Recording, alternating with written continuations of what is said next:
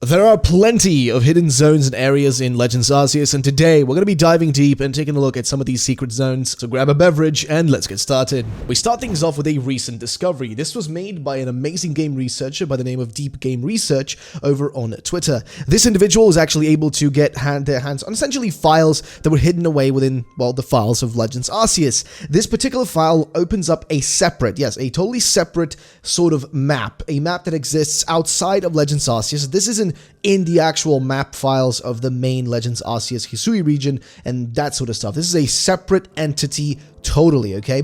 But what he found was a present-day room in Legends Arceus, a room that looks oddly similar to something you'd see in, well, a more modern Pokemon game set in the present day. The room features many things that we're used to, like a Nintendo Switch that actually has the skin of Let's Go Pikachu and Let's Go Eevee's, custom edition to it, as well as a picture on the wall of a Gastrodon, a Pokemon-like Pokeball sort of clock, as well as a desk with something that looks a bit like an iPad/laptop, not really sure what to call it, but you've got loads of little hints and stuff in here towards things, and oddly enough, a lot of people are speculating what this could all be hinting at. Was this meant to be the player's room, and it's, and part of some sort of intro sequence at the start of the game that they ended up scrapping? We don't really know, because looking at the intro sequence of Legends Arceus is just sort of us seeing a bunch of text, and then being in a black void with Arceus kind of just chilling and looking at us. My point is, could this have been part of that? Because this could have possibly been part of some sort of intro sequence.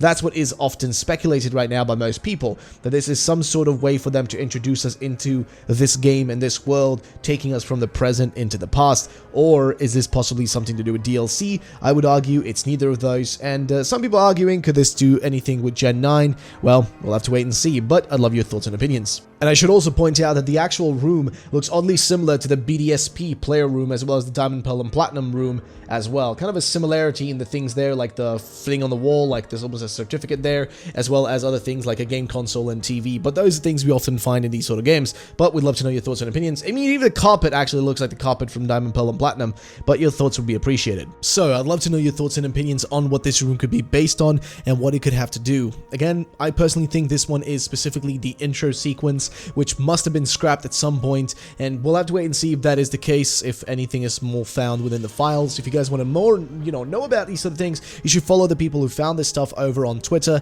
Their links will be down below. Check them out. The game researcher as well as El Chico Eevee are deep diving into this stuff, so go check that out for more information on this subject. Next is a place that you probably have missed, realistically speaking. This is the Galaxy Hall balcony. Yes, so you can get to the balcony if you want to go and catch yourself the unknown that's on the Magikarp statue at the top of the Galaxy Hall building. Now, if you want to get here, you can follow the video that's being shown on the screen here, but basically this is a top roof area where you can simply just look off, into the distance and look out all over the Jubilee Village itself to just see what's going on, what's happening, and what the village looks like. It's honestly a stunning view that I would highly recommend for all of you to check out and have a look at. Next is another discovery that was made in the files of these games, and this is coming to us from El Chico Eevee as well as Deep Game Research over on Twitter once again. They found something that they are referring to as Area 11, a map within the files that was not used, and actually that is in the same size, comparable to that of the actual main maps that exist in the game.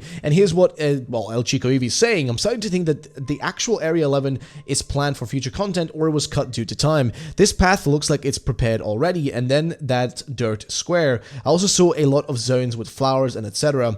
And then talking further about like finding a place where they first recorded, as well as the map that wasn't completely flat. Basically, this area is some sort of place, some sort of stage that was not used, some part of the game that might be part of a future DLC, which is what's mostly speculated right now. Most people are assuming this could have something to do with a potential DLC. And as mentioned, this place is about the same size as a normal area, and the grass that's being used in this area is actually basically the same. It's attached to the actual model of the grass, so it's actually functional, and a lot of stuff in there is functional. The only question is, will it actually be used for something in the future, or is this just scrapped footage and stuff that's not going to be used? unused, which by the way, does happen a lot with video games, especially Pokemon games. There's often things that are just left behind. So I'd love to know your thoughts and opinions on this sort of strange place. Next is something that might come in handy during your gameplays or during a future playthrough if you haven't already discovered it, but there is a shortcut beneath the Veilstone Cape. This is in the Cobalt Coastlands. If you want to go from one side to the other with Basque Legion, it's kind of annoying because you have to go all the way around this area, but there is a way to skip that. There is this rock formation which you can break down by just throwing one of your Pokemon at it. It will break it down and you'll have a literal path right through the mountain and just a giant hill that you can go through, and it's pretty cool. These kind of little hidden areas are all over this game, and I think this is one of the best, most useful ones you will find because it allows you to go through this secret little passage to get to the other side and basically skip a bunch of extra working and walking and swimming. Speaking of using Pokemon that can break down rocks, there is this rock formation that blocks some sort of passage beneath Lake Akiri. Now, if you go here, specifically in the Alabaster Icelands, you can find this secret hollow, which is right there. Like, I first missed it, but once you see it, and once you see the rock formation that's there, you can simply break it down and you have access to this tiny little space, just a secret little hollow. It's not really useful for anything, but it's sort of there, and you can explore it if you want to. Then there is the Selassian Ruins. You might be a bit confused. Well, you already know about them. However, what you don't know about the Selassian Ruins is once you've caught all the unknowns, well, basically all of the unknowns, and completed the unknown Pokedex, you could actually go back to the Selassian Ruins and you will find unknown spawning. Now you don't have to go around looking for them, they will all be in this one space, and there's loads of them. And also the Selassian Ruins themselves are a sort of mysterious and creepy place, and I just think they're worthwhile to include in this video. We finally want to top it all off talking about, again, these hidden maps that were found within the files. Again, these will most likely either be option A or option B, which is 1, these will be used for future DLC, or B, these are unused maps that will just be, well, for nothing, right? There is a hypothetical of this being Gen 9 related, but let's be honest, that's probably not going to be the case, but most likely, this could be DLC related. And if it is DLC related, then the question is, what is that DLC going to look like? Is it one giant new area that's going to be added with brand new Pokemon, or what else could it really be? Also, hypothetically speaking, where on the map would they even add this? The only possible option would be an island, and the only islands I can think of, well, they sort of wouldn't even make a lot of sense right now, because the one that Darkrai is on, you know, doesn't really exist, and same thing goes for Cresselia. Those don't really make a lot of sense to include here. They could still do something with those islands in mind, but it just doesn't make a lot of sense, does it? If you look at Hisui itself, there is no space that isn't really explored. Most of the map is pretty much explored, and it all has its individual names and places and things like that.